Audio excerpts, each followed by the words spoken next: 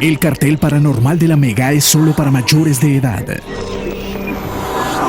Tus miedos más profundos se hacen realidad. Desde este momento, se abren las puertas del más allá. Comienza el cartel paranormal de la Mega. El cartel paranormal de la Mega.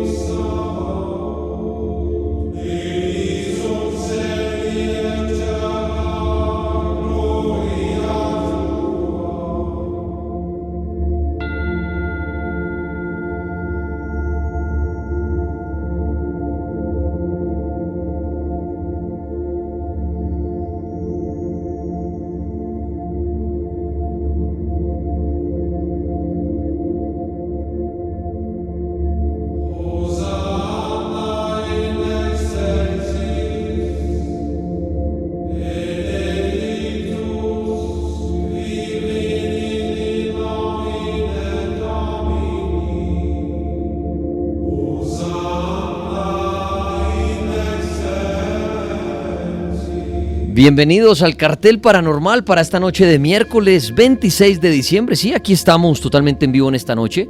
Numeral cartel en vivo, precisamente ese es el numeral para que lo utilicemos esta noche.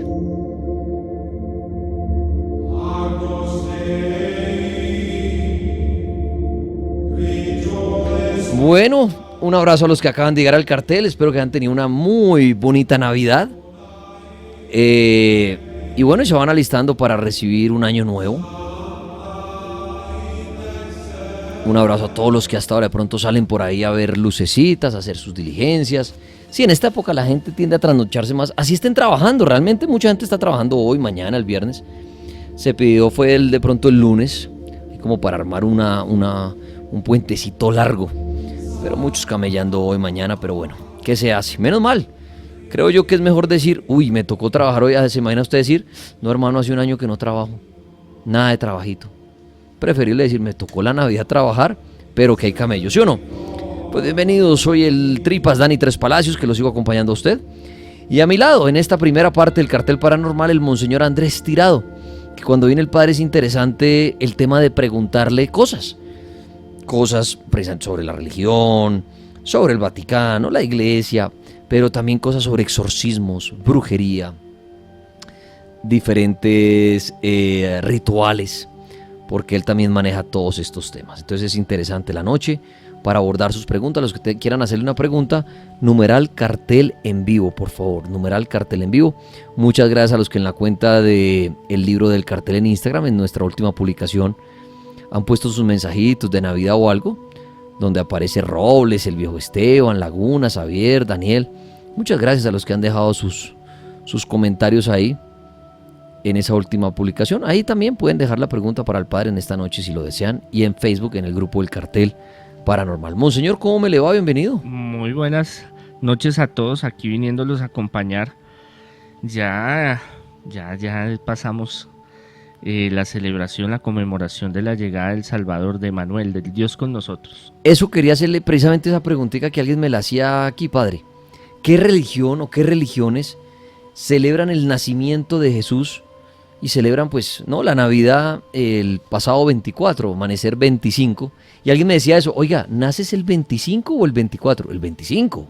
Sí, a las 12. Que es cuando la gente ponga el niño Dios en el pesebre. No es que nace, sino que lo conmemoramos de que Él llega al mundo porque la vez pasada hablamos de que él no nació el 24 ni el 25 de diciembre, pero por el calendario que se organizó del Imperio Romano, hablamos de que la transición del 12, del 24 al 25 a las 12 de la noche, pues decimos, y por eso es que en ese momento se cena, se felicita, se dan los regalos. A la medianoche. A la Pero medianoche. claro, o sea, uno diría el 25. 25, Creo que claro, es la ya medianoche. 12 de la noche pasando, 12 y 1 minutos, es 25. O sea, diría uno la Navidad es el 25. El 25, claro.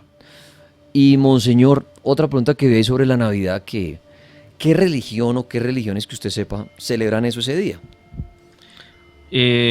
No, la Iglesia Católica Apostólica Romana, la Iglesia Anglicana, iglesias independientes, iglesias reformadas, algunas comunidades también evangélicas o cristianas han tomado esa misma fecha. Pero por ejemplo para los ortodoxos, los coptos y otras líneas de también cristianas católicas, ellos celebran en marzo, abril. Y la Semana Santa para ellos es en otra fecha, no es en la semana en marzo, abril como nosotros.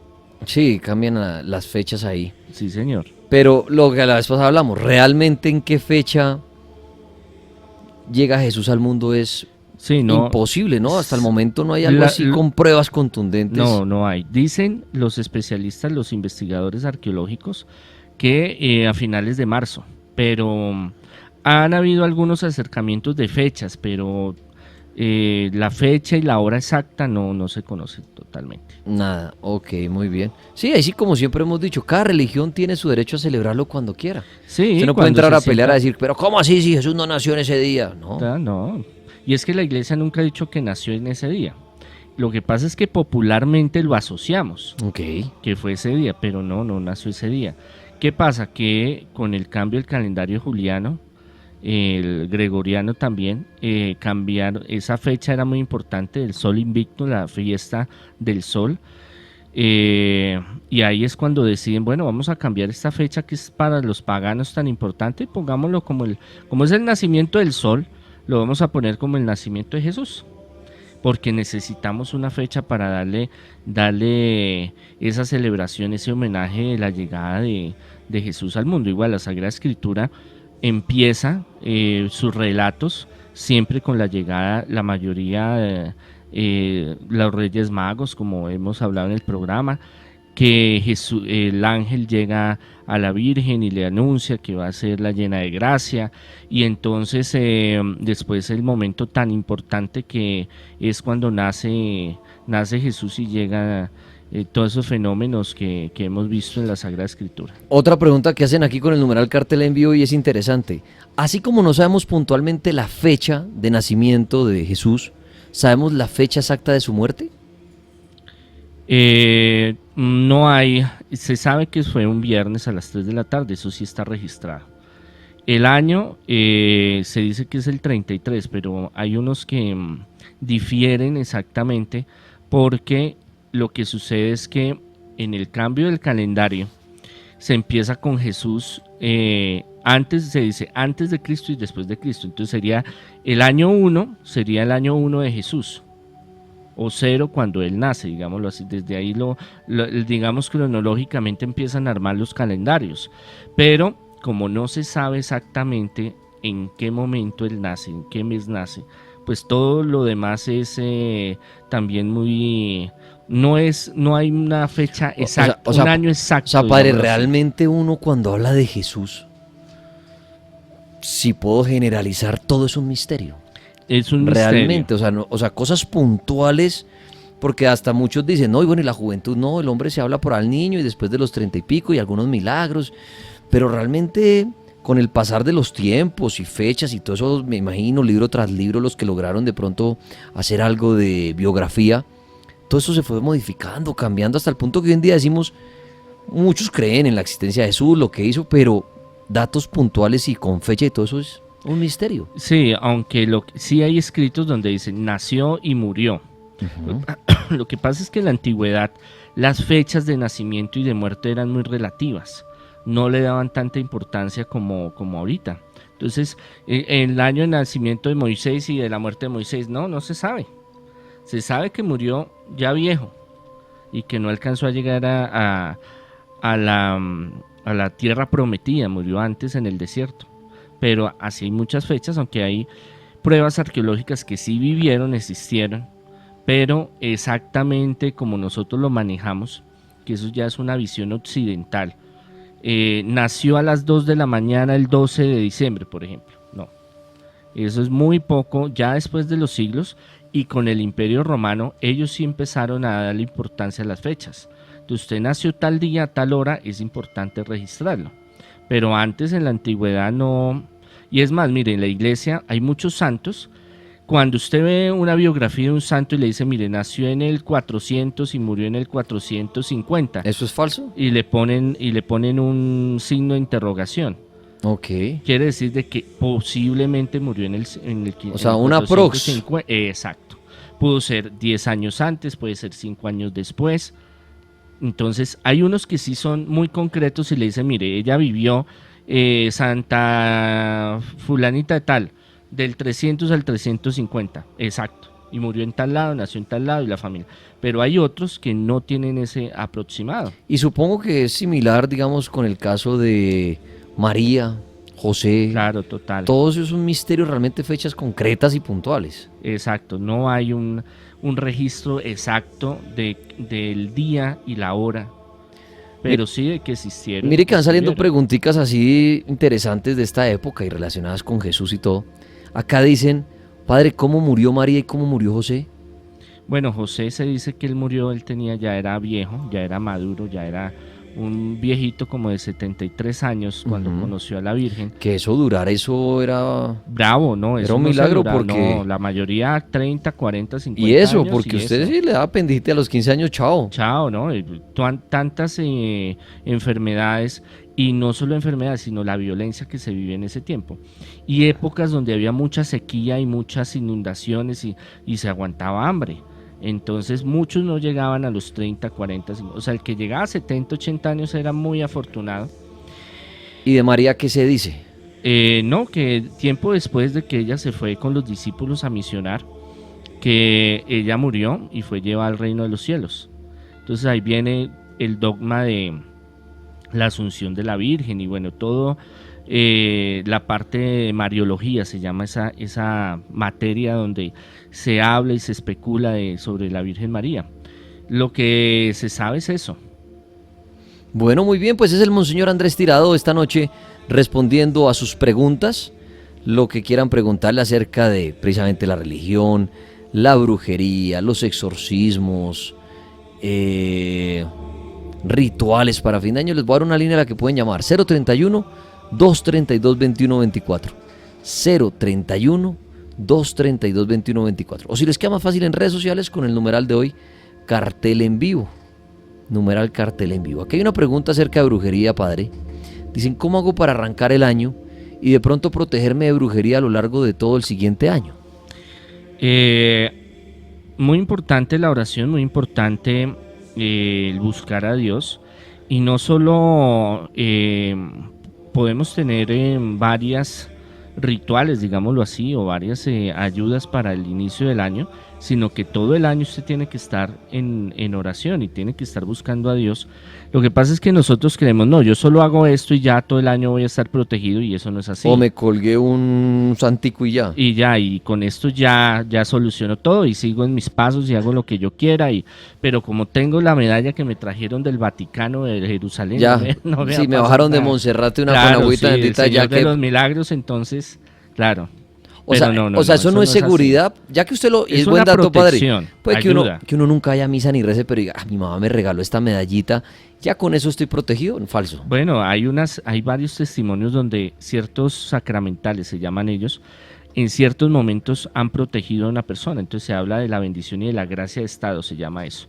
Pero obviamente, si usted no busca a Dios y si usted no pone de su parte, pues obviamente cuando usted necesite alguna ayuda especial o un favor especial, un peligro, alguna cosa, pues obviamente va a tener más fuerza si usted lleva una vida espiritual y busca a Dios en todo momento. Ahí me nace esa pregunta a mí. Muchas personas no creen. No, que Jesús, no, Dios, no, que santos, ni que nada. Pero la mamá le regala la medallita al hijo. le dice, mijo, póngase ese Cristo ahí, cuélgueselo. Así no vaya a misa ni crean eso, pero cuélgueselo por mí. Mijito, O no se amárrese haga el rogar. escapulario que le compré, mire, subí hasta y se lo traje allá de la iglesia el 20 de julio. ¿No? Y el hombre se lo amarra. Bueno, mi mamá me regaló este santica y me lo pongo, pero no creo en ese santo que llevo ahí colgado. O no sabe qué es. Sí, no, me lo puse, hasta estaba bacana la cadena. Está Eso bonita. sí sirve de protección, Padre Necesitante, o eso que no vemos, esa luz que existe para muchos, la religión y todo, sí le ayuda a ese ser, así el ser reniegue o desprecie o simplemente no crea en esa religión, el solo hecho de colgarse eso actúa. Lo que pasa es que crea la persona o no crea, si ese es una medalla, un escapulario o algún artículo religioso que es bendecido y exorcizado, tiene una fuerza espiritual. O sea, sirve, así Sirve. esté Hay encima una- de un cuerpo que no crean eso. Exacto, hay una protección. Lo otro es la intención. Hay algo muy bonito que nosotros debemos de entender que se llama el poder de la intención. El poder de la intención del papá, de la mamá, de un tío, de un amigo, un sobrino, la novia, bueno. Cuando esa persona lo da con ese deseo de que la persona lo cargue, porque esa persona sí tiene fe Ajá. y dice esto puede ayudar, tiene un valor espiritual esa protección o esa ayuda espiritual o ese sacramental como nosotros llamamos, y le ayuda. Pero tenemos que ser muy conscientes de que eso no va a ser un escudo blindado todo el tiempo y va a ser 100%. Eso actúa mucho es con la fuerza espiritual de la persona. Un elemento, por ejemplo, los santos. Como lo hemos hablado a veces, que puede que usted no se cuelgue nada, pero solo con su fuerza espiritual. Claro, tiene. se puede defenderse y ayudarse. Por ejemplo, reliquias son elementos que los santos han tenido. Y hay santos que hacen tanta oración y que cargan con ciertas cosas que se impregna, digámoslo así, de esa fuerza.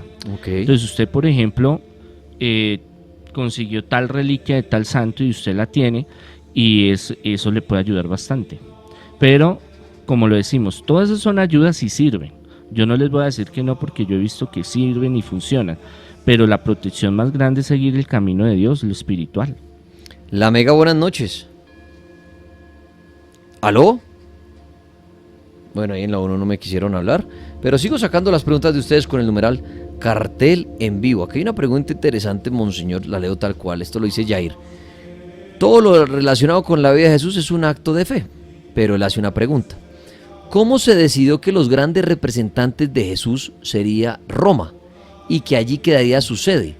¿Ellos, los romanos, no fueron los que lo mataron o no? Él pregunta eso.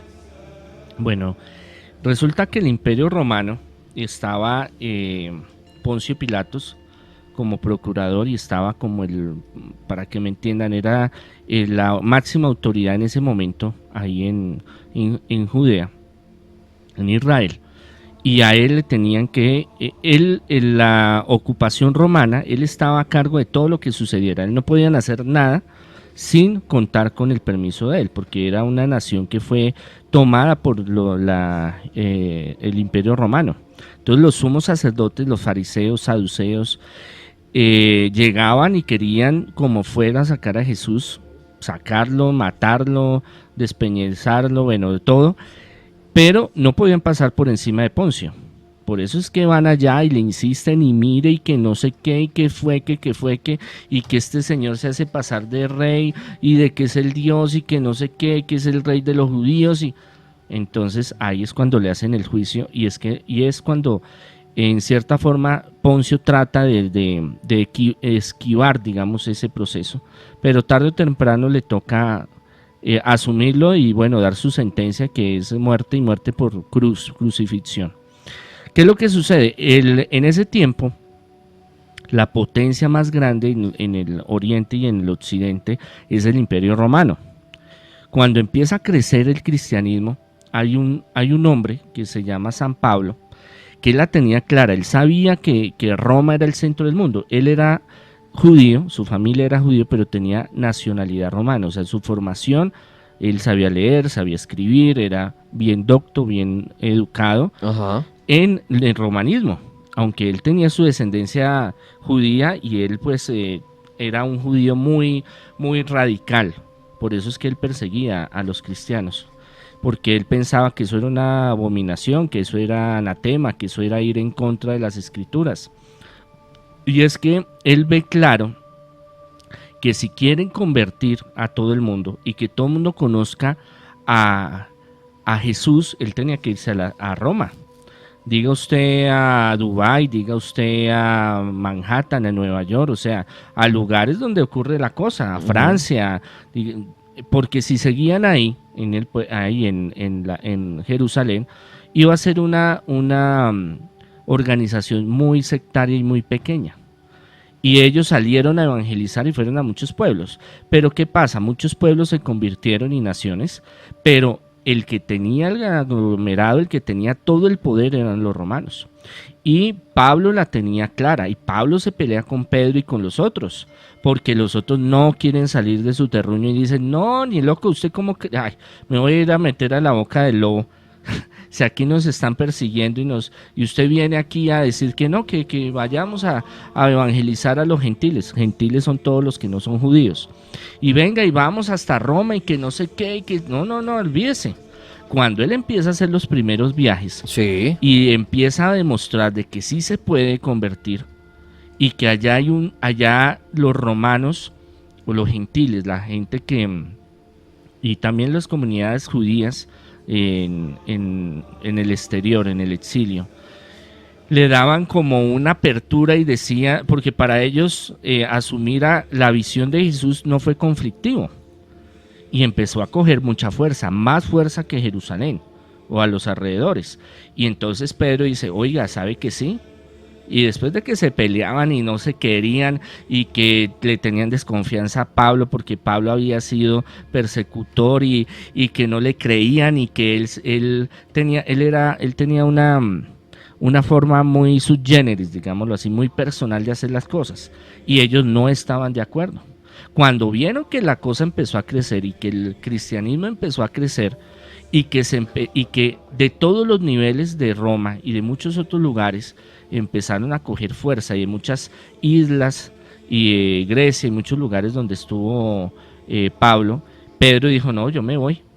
Y es cuando se termina yendo a Roma, y donde ellos consiguen el martirio allá, y de ahí empieza a transformarse lo que es el Imperio Romano, hasta que en el 316, 300 años más o menos 250 años después, Constantino Magno el Grande dice, no, yo voy a hacer que todo el mundo sea cristiano porque yo tuve una revelación, y además políticamente todo el mundo en secreto es cristiano, entonces yo para qué me hago el pendejo.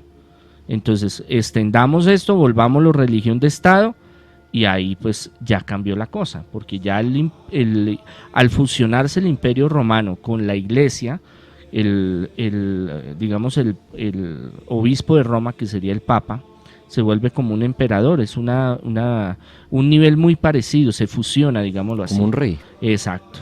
Y cambia totalmente la visión de iglesia sencilla, humilde, a algo mucho más establecido y más organizado. Muy bien, es el Monseñor Andrés Tirado, que lo oyen ustedes hasta ahora, 10 de la noche, 22 minutos para este miércoles 26.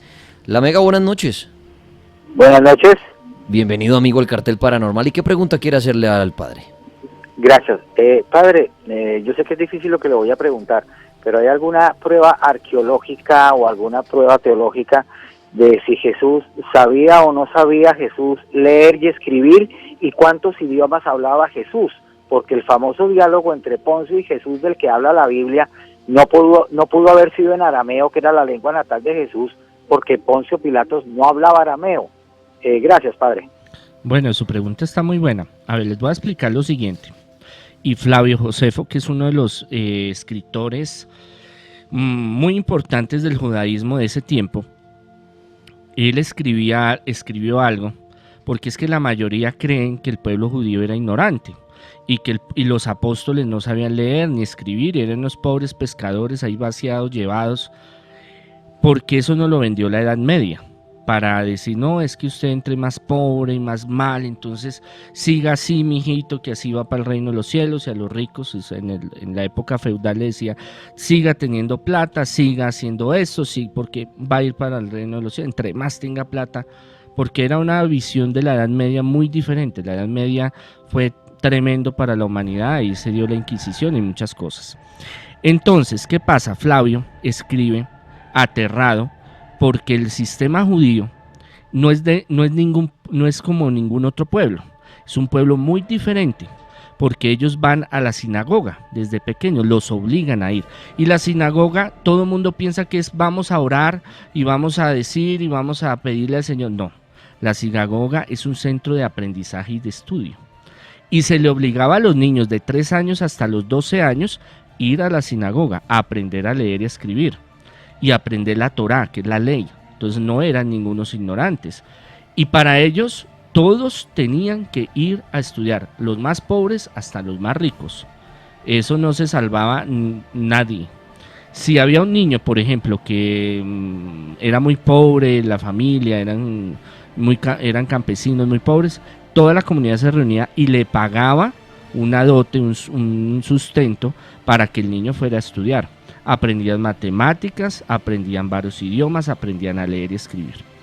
¿Qué se manejaba en ese tiempo? En ese tiempo, arqueológicamente hay pruebas, y Flavio y otros lo escriben, sabían el arameo como un dialecto. El hebreo era como la lengua sagrada, la lengua de la Biblia, la lengua de la Torá, también tenían que manejarlo. Y el latín era la lengua oficial del Imperio Romano. Era el vulgata, digámoslo así, el vulgar, el del que se sabía, el del diálogo común, digámoslo así. Y en un nivel más alto, más intelectual, el griego. De lo que se habla es que el diálogo con Poncio Pilato fue en griego. Por eso es que gran parte del Nuevo Testamento está en griego. ¿Y qué pasa? Es que Jerusalén era un sitio muy importante. Era un sitio comercial que desde Occidente tenía que pasar y de Oriente. Y habían muchos que venían de África, de Mesopotamia, del Oriente, muchos lugares que manejaban muchos dialectos. Pero en ese momento el lenguaje de intercambio era el latín, el hebreo, el arameo y el griego. Pero la mayoría, ¿qué pasa cuando llegaba la cultura romana, el Imperio Romano a un lugar? Cogía, digamos, esa sociedad y la absorbía, pero en ese absorber también había intercambio. Entonces la gente, los que llegaban tenían que aprender hebreo y arameo y el dialecto, los centuriones y toda esta gente, pero los de la zona también tenían que aprender. Y por eso es que en la placa, digamos, que le ponen a la cruz, está en varios idiomas el IRRI, ¿no? Rey o Señor o Dios de los judíos. ¿Por qué? Porque ellos tenían que manejar varios idiomas. Entonces, esa concepción de que es que los apóstoles eran ignorantes, que no sabían leer, que no sabían escribir, no, eso es algo muy errado, y las últimas investigaciones arqueológicas lo muestran así. Ahora, ya para escribir los evangelios, escribir las cartas y todo lo que conocemos, y en el Antiguo Testamento también lo hacían, buscaban unos escribas. Es como cuando usted hace un libro. Los que hayan tenido esa oportunidad, usted escribe un libro y usted no lo publica de una vez. Eso tiene que ir a una serie que el diseñador, que el que va a ver la ortografía, el que va a ver el estilo, la gramática, y eso lo mira. Eso es un grupo de personas que lo miran, o uno busca, digámoslo así, sea una editorial o uno mismo que publique, uno busca, ¿para qué? Para que usted no salga diciendo, uy, no, qué pena, esto es un fe de ratas que necesito corregir y aquí salió, no, es que aquí está mal escrito, no. Entonces ellos también hacían lo mismo y pagaban escribas que escribieran, digámoslo así, lo más acorde, y por eso los evangelios los escribieron en griego, porque era una lengua muy importante y una lengua internacional, aunque hay escritos en hebreo y arameo, pero el arameo no era una lengua que se manejara muy bien, sino era como un dialecto, era como entre los judíos, era algo como una cosa nuestra, una cosa personal, una cosa de que no tenía mayor trascendencia, y cuando escribían documentos oficiales era el hebreo. Muy bien. Pueden seguir llamando, a hacerle preguntas al Monseñor Andrés Tirado hasta ahora, 10 de la noche, 28 minutos. Luego les traeré historias de ustedes, algo de unas profecías, la creepypasta de la noche, la película recomendada, el top paranormal. Todo eso viene en camino esta noche. Por ahora alguien quiere hacer una pregunta. La Mega, buenas noches. Hola, buenas noches. Bienvenido al Cartel Paranormal, amigo. ¿Cuál es su pregunta para el padre? Pues es que, mire, yo quería saber, yo hace 20 días estaba descansando en mi casa, normal, en mi cama, y a mí me pasan muchas cosas paranormales. Pues ya me acostumbré a eso. Pero esa noche me asustaron, me levanté yo y escuché una voz que me dijo: Pedro, yo soy la muerte y vengo por usted. Y me lo repitió 2 veces. Me gustaría saber qué significado tiene eso o por qué pasaría eso. Bueno, la muerte en todas las culturas y en el cristianismo y catolicismo, nosotros lo vemos que es un espíritu. La Sagrada Escritura habla el espíritu de la muerte, que yo le tengo el apodo Isabelita, porque la muestran así como en la Edad Media fue que desarrollaron esa imagen de calavera y con la hoz que lo persigue, que le quiere cortar a uno la cabeza. Muchas veces se puede manifestar y puede decirle, bueno, yo vengo por usted, digámoslo así, o le va a suceder esto o lo otro. Pero, ¿quién es el dueño de la vida y de la muerte? Es Dios. Entonces, a veces Dios permite que hayan sustos, digámoslo así, o momentos difíciles para que uno tenga una conversión, un cambio, se acerque más a Dios. Si usted sale y pasa un accidente y usted se salva de ese accidente, Dios le está dando un mensaje muy claro. Para los que somos espirituales, para el que no, pues no le importa, dice, no, eso fue coincidencia, eso no me tocaba, pero a los que creemos en lo espiritual sabemos de que hay toda una organización y hay un propósito que Dios tiene en nuestras vidas y muchas veces eso sucede. También pasa en otros casos donde hay espíritus que se llaman burlones y a ellos les gustan hacer, digamos, que tengamos pánico, terror, angustia. Por ejemplo, en más de una liberación, exorcismo que yo he hecho, ellos dicen, yo lo voy a matar, lo voy a descuartizar, me voy a meter con su familia, usted se va a morir, usted se va a condenar, usted no sé qué, pero simplemente es como un distractor para que uno no siga con la liberación y el exorcismo. Entonces hay también muchos espíritus que les gusta meter susto, digámoslo así, les gusta. Lo que pasa es que también hay espíritus que les gusta atormentar a otros seres humanos porque en el miedo se manejan estados altos de adrenalina y de endorfinas y se mueve mucho energía electromagnética y ellos ese miedo, digámoslo así, eso se ve en muchas culturas y también en lo de parapsicología, se nutren, digamos así, se alimentan succionan, digamos, esa energía de miedo, de terror, de pánico. Entonces usted se obsesiona y dice, uy, no, yo ya me voy a morir y me van a hacer y no sé qué. Entonces muchas veces hay que mirar muy bien, pero primero ver que es un mensaje, y yo pienso así, que es un mensaje de cambio y de conversión. La Mega, buenas noches. Aquí se cayó la otra, la Mega, buenas noches. Buenas noches. Sí, bienvenido al Cartel Paranormal. ¿Cuál es la pregunta para el padre? La pregunta para el padre es, buenas noches, primero felicitarlos por el programa, ¿no? Muchas gracias, amigo. Pues la pregunta que le hago directamente al padre es, ¿cómo te digo? Pues son varias, son como, ¿cómo te digo? Si Jehová y Jesús son lo mismo, porque hay tanta contradicción, porque en Jehová vemos que es un Dios como vengativo, que destruye, y si Jesús es el Hijo y viene a seguir con la misma margen de él, primero los mataron los mismos que como te digo, que seguían las leyes de Moisés y todo eso.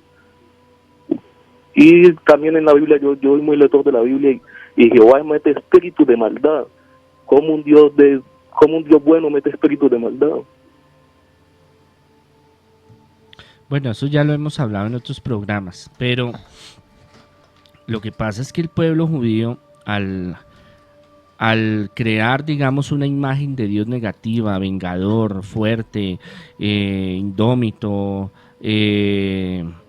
devastador, justifica muchas cosas, y por eso es que en el Antiguo Testamento, y ellos fueron culpando, digamos, a Dios, a Yahvé, a muchos acontecimientos y muchas cosas, y guerras y problemas, y que en realidad no tenía por qué ser así. Por eso llega Jesús y Jesús empieza a dar una nueva versión y empieza a enseñar realmente quién es el Padre del amor, de misericordia. ¿Por qué lo matan a Jesús? Porque él tiene que cumplir una profecía, y esa profecía era darse, eso es lo que celebramos ahorita en Navidad, llegar a dar su vida, a traer la salvación, porque antes el ser humano estaba en la oscuridad. Y precisamente él se entrega, da ese regalo maravilloso de su vida, de su sangre, para salvarnos, para que tengamos vida y vida en abundancia, y por eso se conmemora el nacimiento, la venida de Jesús. Y es por eso que se cumple en el Nuevo Testamento esas profecías que desde el Antiguo Testamento se hablaban de que iba a venir el Salvador y que él tendría que dar su vida por nosotros. Muy bien, Monseñor Andrés Tirado, responde preguntas de ustedes a esta hora de la noche, miércoles 10:34. Pueden llamar al 031-232-2124, 031-232-2124. La Mega, buenas noches. Buenas noches. Bienvenido al Cartel Paranormal, amigo. ¿Y cuál es su pregunta? Muchas gracias.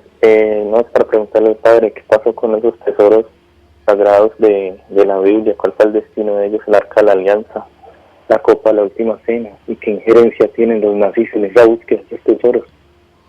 Los tesoros, padre, que han hecho tantas películas de esto de los tesoros. No, y cada día sale más especulación y más teorías. Y pues si uno supiera dónde están. Yo ya me hubiera ido a sacarla. O será, padre, ahí para replantear la pregunta, o será que la iglesia los tiene y realmente de pronto no los muestran, los tienen allá en bodega, como dice uno, o qué. Bueno, sobre lo que él preguntaba, los nazis buscaron estos tesoros.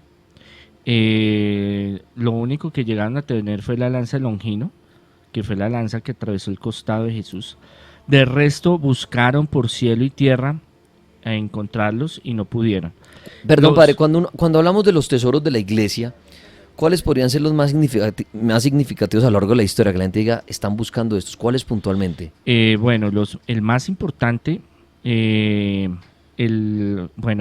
para los judíos y para el cristianismo, catolicismo, el Arca de la Alianza, que ya hicimos un programa, el cáliz o el Santo Grial o la copa en que Jesús hizo su última cena. Para explicar un pedacito, padre, si me lo permite usted, el Arca de la Alianza, el que lo acaba de decir, ¿y qué es el Arca de la Alianza? Es un baúl, para que me entiendan, con unos querubines bañado en oro de cedro, en los cuales reposaba las tablas de los 10 mandamientos, el báculo o el bastón de Moisés, y una ánfora donde salía el maná. Todos estos artículos eran unas bendiciones que Dios le dio a el pueblo de Israel, a Moisés, y ellos tenían que construir algo. Entonces Dios mismo le dijo, en la escritura está, me va a hacer el arca de tales metros, de tanto por ancho, tanto de largo, y ahí usted lo va a mantener. Y se habla de que tenía unos poderes muy grandes, en los cuales en batalla y en muchas circunstancias ayudaron al pueblo judío. Se pierde el arca cuando ya después del rey Salomón van a tomar Jerusalén y destruyen el templo, y es ahí donde se pierde. Se habla de que los templarios la tenían con el Santo Cáliz, con muchas cosas que realmente están, digamos, la menorá del rey Salomón también muy importante.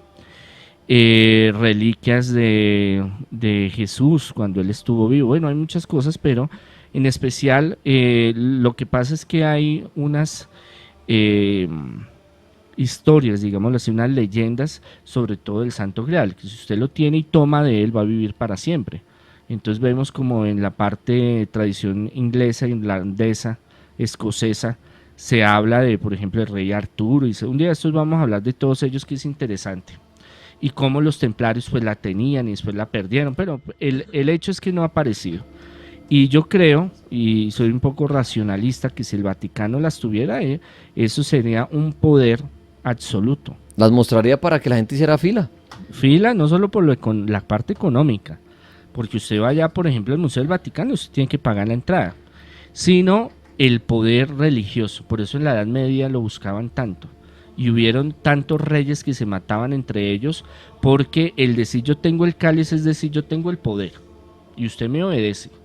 Y todos los que creen en eso pues se unirían a esa causa. Es complejo, es una cuestión más ideológica. Pero más que perdido, no creo que esté perdido. Yo creo que eso está en manos de alguien. ¿Quién es ese alguien y por qué lo tiene? Eso ya es especulación. Sí. La Mega, buenas noches. Buenas noches. Bienvenido al Cartel Paranormal, amigo. ¿Cuál es su pregunta? ¿Cómo está? Yo quería hacer una pregunta realmente ahorita sobre el tema de que hubieron en otra época investigaciones arqueológicas recientes donde de alguna manera pudieron comprobar que los apóstoles podían leer. Yo me pregunto realmente, aunque yo realmente quería preguntar sobre Isabelita, pero yo me pregunto cómo se puede saber por investigaciones arqueológicas que los apóstoles tenían, por ejemplo, conocimientos para leer, o que hubieron algunos apóstoles que pudieron, pues, ¿sí me entiende? ¿Cómo descubre uno eso arqueológicamente? Sí, que estudiaron y fueron preparados y leían y todo, ¿cómo saben eso? Sí, bueno, lo que hablamos, Flavio Josefo hace un análisis de que en la mayoría de las sinagogas, así sean las más pequeñas y en los pueblos o en las veredas o en los lugares más humildes, los niños tenían que prepararse y leer. Eso era una ley obligatoria. Entonces todos los judíos, pobres, ricos, lo que fuera, tenían que aprender, tenían que ir a la sinagoga, que también aprendían religión, aprendían ética, moral, escribir, leer. Ahora, hay textos antiguos donde hay tradiciones donde aparecen, donde, por ejemplo, tienen lugares, digámoslo así, donde se habla que estuvieron los apóstoles y que dejaron ciertos escritos y ciertas documentos y ciertos que algunos han sobrevivido, otros se han perdido, pero se habla de que ellos, la mayoría de los apóstoles tenían una preparación. Algunos tendrían más preparación que otros y podríamos hablar de Pablo, de Lucas. Lucas fue médico en Grecia, Pablo era muy instruido, y otros apóstoles que también tenían sus formaciones. Ahora, no todo lo que desde el principio, que empezaron, digamos, ya cuando estaban viejos, digámoslo así, maduros, se conservó estrictamente, digamos, los mismos originales, pero sí hay copias de los originales que hasta el día de hoy, y con los hallazgos arqueológicos, prueban de que no se ha cambiado nada, absolutamente la parte del texto antiguo que se conocía. Muy bien, La Mega, buenas noches. Sí, La Mega, buenas noches. Bienvenido, amigo. ¿Cuál es su pregunta? Bueno, Daniel, felicitaciones y bendiciones al Padre, Dios le pague por esa labor, y saludos a mi madrecita, si de pronto está escuchando, que la llamé para que escuchara al Monseñor. Yo quería saber, como muchas veces han llamado a La Mega y a decir por qué pasan tantas cosas en el mundo, que por qué si le pedimos tanto a Dios que no haya personas como Garavito, que no haya personas como Hitler o algo así. Y la pregunta de nosotros, pues, que esa incertidumbre de dónde venimos nosotros. Entonces, yo quería, pues, como a ver si de pronto el Padre me puede guiar, de que si tal vez nosotros somos creados directamente por Lucifer para él redimir sus pecados y acercarse más a Dios, pues porque como hay ciertas personas que sí y no, cuando sí pecan menos y tienen más contacto pues directamente con el Padre, así como mandó a Jesús, o sea, como decir pues que bueno, yo soy Dios y voy a mandar a Jesús a la tierra como por la última opción de que miren a ver, este es el camino que hay que seguir, y ver de que pronto Lucifer quiera pues como volver a ese estado de decir ya no quiero más estar en esta oscuridad, o buscar pues como ese archivo expiatorio para como volver a hacerle la guerra a Lucifer. Y pues también quería saber si de pronto yo en Pereira pues compro los 7 humos que vende un señor afuera en una iglesia, que es el incienso, mirra, lucema, colofonia, estoraque, palo santo y romero. Pues yo le hago mucho esa oración que es la oración al saumerio, y pues saber si me estoy yendo pues bien por el camino con respecto a ese rito, por decirlo así. Bueno, padre. Bueno, a ver, los luciferinos o satanistas tienen una versión donde el demonio Satanás es el bueno y el que viene a traer la luz y la salvación. Pero en el principio no fue así, lo que dice Jesús mismo no fue así. Él dice, yo vi desde el cielo caer la luz de la mañana, o sea, Lucifer, Luzbel, lucero de la mañana. ¿Qué es lo que sucede? Cuando se habla de que la creación del universo, estaba el Padre, el Hijo, el Espíritu Santo y los arcángeles estaban y varias huestes celestiales creando el universo, y la mano derecha de ese momento era Lucifer, Luzbel. Era el ángel más hermoso y más especial, digámoslo así, para esa tarea. Él termina de ayudar en la construcción y de hacer y todo esto, y él siente gran envidia y rabia y dice, yo voy a hacerle un golpe de estado. No, olvídese, yo trabajar para dejárselo a esos humanos, y que esos humanos tienen libre albedrío, o sea, derecho de embarrarla y volver a tener oportunidad. No, yo no me voy a dejar, y yo me voy a ir en contra de eso porque yo no estoy de acuerdo con eso.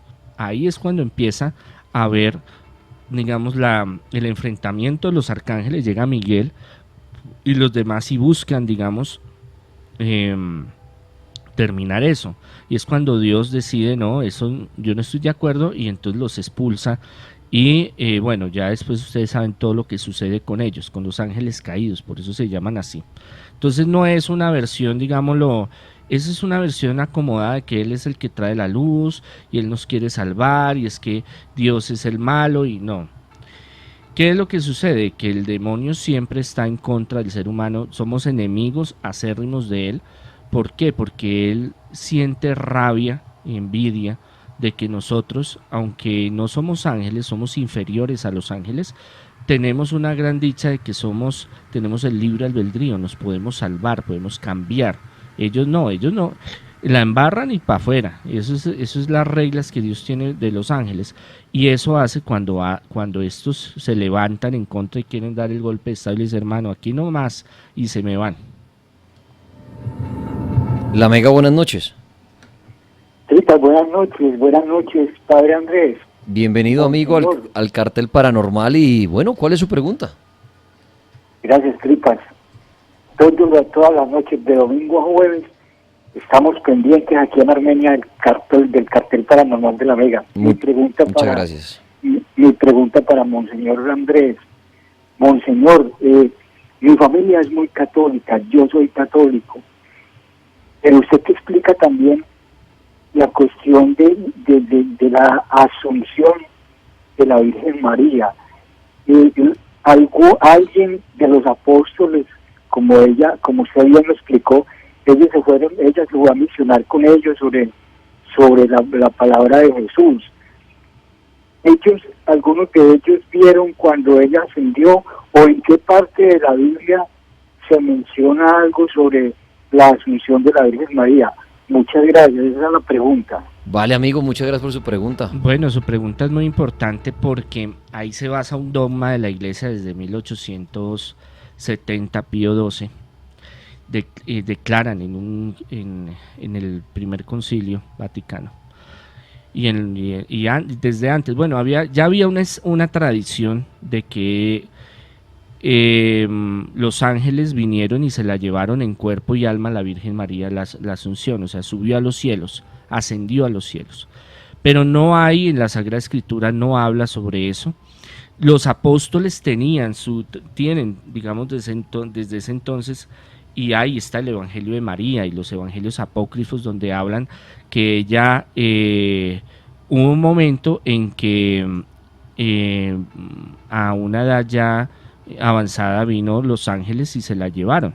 ¿Qué se supo de lo último? Ella estuvo misionando por muchos lados, estuvo con Lucas, hizo muchas misiones, y la última pues terminó en Éfeso, pero no se sabe si ella murió en Éfeso, como está la casita de la Virgen allá, o en Jerusalén. No se sabe dónde murió porque no hay el cuerpo, no han encontrado el cuerpo. Entonces está la tradición también, la iglesia como tal, de que fue llevada en cuerpo y alma al cielo por los ángeles. ya se vuelve un dogma es algo que es fundamental y es totalmente cierto y totalmente creíble para salvarse en la Iglesia Católica Apostólica Romana. Pero para las otras iglesias todavía es materia de especulación, o sea, materia de estudio, porque no queda claro si fue realmente en cuerpo o solo en alma o en las dos, o primero se murió y después se fue, o antes de que se muriera. El hecho es que nosotros creemos que la Virgen, la mayoría de los católicos y la mayoría de las líneas que venimos de la Iglesia Católica, aún los ortodoxos y cierta parte de los anglicanos, creemos de que ella subió a los cielos. ¿Cómo fue el proceso? Nadie estuvo ahí, hay relatos, pero no hay las pruebas, digamos, totalmente suficientes de decir, mire, es que hubo tal acta, porque es que en ese tiempo, aún en este tiempo, usted coge y se durmió y al otro día se murió y no se sabe a veces cómo. O sea, es una cuestión que no es fácil de registrar. Esa manera de registrar todos los hechos viene de la parte occidental, del Imperio Romano, porque ellos cronológicamente todo lo organizaban por fechas, tiempos. ¿Y cómo fue la cosa? En el Oriente no, en el Oriente vivió en tal lado y se desapareció, volvió en tal otro lado y después se fue y se murió y tal, y el cuento se acabó. Por eso es que en la Sagrada Escritura vemos que uno entra y después se va y después el otro aparece y después el otro se va, y que dónde estaba, y que qué hizo, y se murió en tal lado. Es una cuestión que no hay, digamos, pruebas fundamentadas, pero por tradición y por fe, pues creemos que ella está en el reino de los cielos. Ahora, miramos todas las apariciones que desde hace 1000 años viene haciendo la Virgen María, y aquí hemos hablado de las profecías y los milagros que han sucedido en las apariciones marianas. Entonces, pues eso son pruebas mucho más contundentes de que pues la Virgen María tiene un papel muy importante y que es pues la mamá de Jesús, imagínense, la Madre de Dios. Muy bien, 10 de la noche, 51 minutos, un par de preguntas más para el Monseñor, que hoy ha venido acá, y sí, estamos en vivo en esta noche, una semana que uno dice como vacaciones, quién estará haciendo programa, quién no, pues nosotros estamos acá acompañándolos a ustedes y con muy buena información, que es la que siempre nos trae el Monseñor. La Mega, buenas noches. Buenas noches. Bienvenida al Cartel Paranormal. ¿Cuál es su pregunta? Gracias, Padre, mis felicitaciones por esas explicaciones que para mí son muy importantes, yo como católica. Una pregunta que tengo muy facilita para usted, pero difícil para mí, es ¿qué quiere decir cuando en el Evangelio habla de que solo entrarán los ricos al rey? No, ustedes saben de cuál le hablo, Padre, que no me acuerdo bien, que dice que más entraría un elefante por un ojo de una aguja que los ricos, algo así.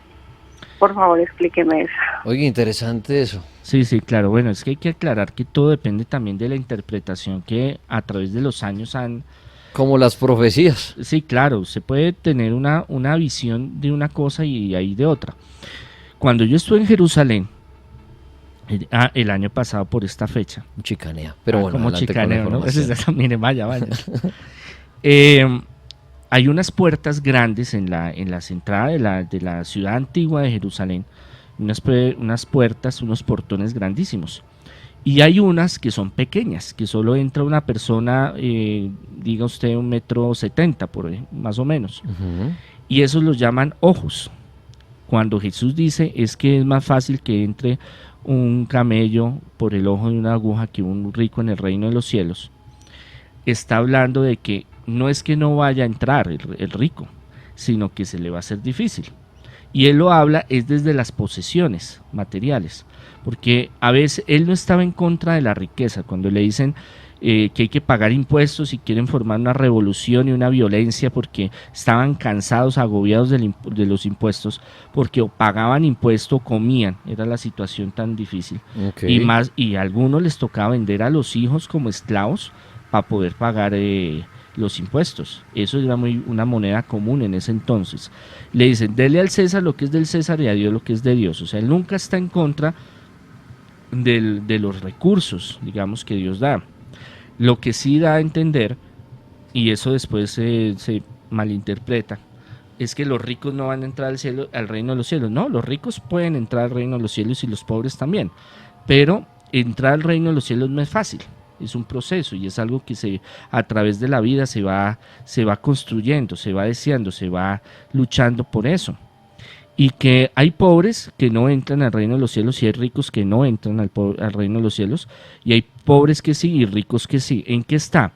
No está en la cuestión económica, sino en la cuestión de un deseo ferviente de estar con Jesús, estar con Dios, y eso en otros pasajes bíblicos él lo habla muy bien. Lo que pasa es que cuando uno tiene un recurso económico, tiene unas posesiones, a veces, y eso algunos se habrán fijado, cambiamos la forma de hablar, la forma de vestir, la forma de caminar, de expresarnos, y ya se nos sube a veces el ego. No digo que todo, yo conozco gente muy rica en muchos países, y hay gente que usted ve y nadie se va a imaginar que ese tipo es multimillonario. Hay gente rica y humilde.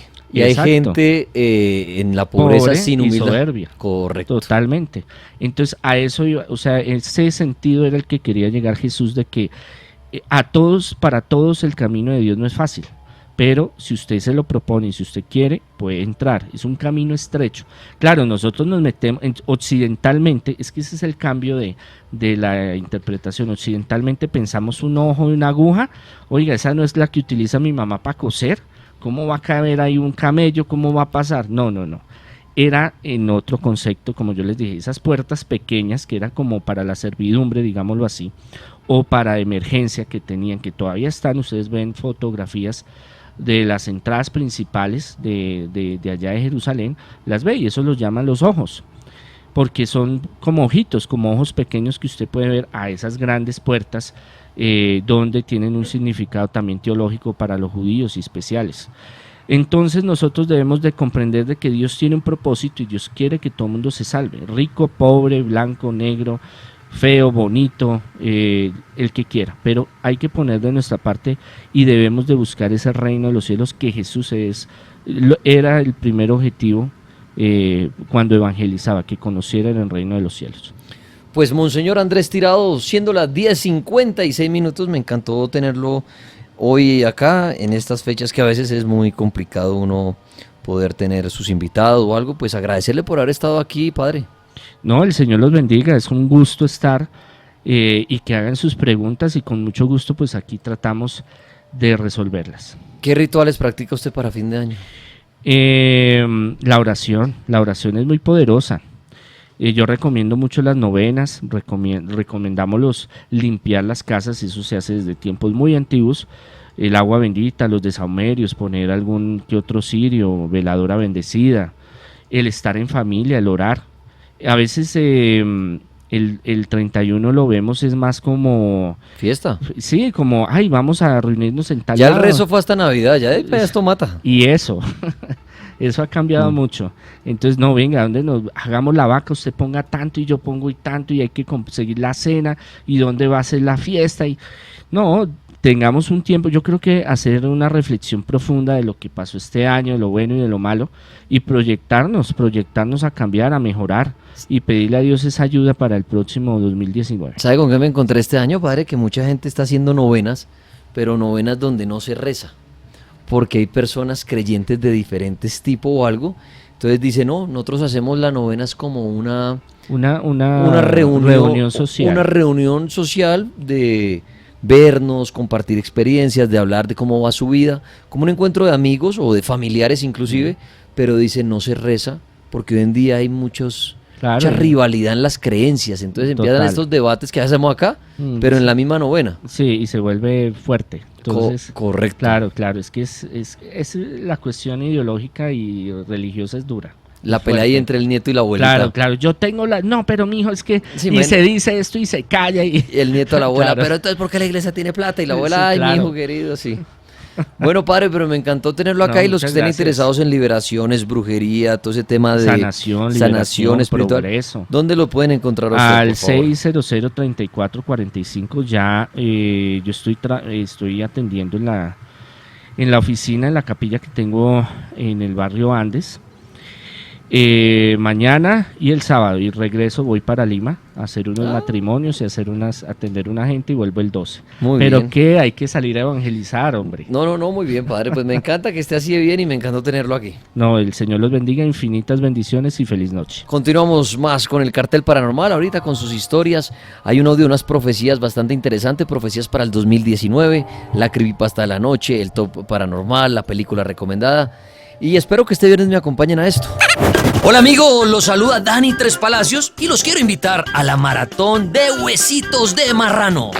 Mamá, ya no me vaya a recoger. La mamá le pregunta por qué. Dice, porque ya llegué. Uy, mi amor, ¿te puedo robar un beso? No, con esa cara mejor róbeme el celular. Señor, ¿tiene pollo? Sí, sí hay pollo. Entonces cómprame este medio kilo de maíz. Será este próximo viernes 28 de diciembre durante el Día de los Inocentes. Espero que me acompañen a partir de las 6 de la mañana y se rían como las empanadas. ¿Cómo se ríen? Ají, ají, ají. Maratón de huesitos de marrano. Este viernes 28 de diciembre, iniciando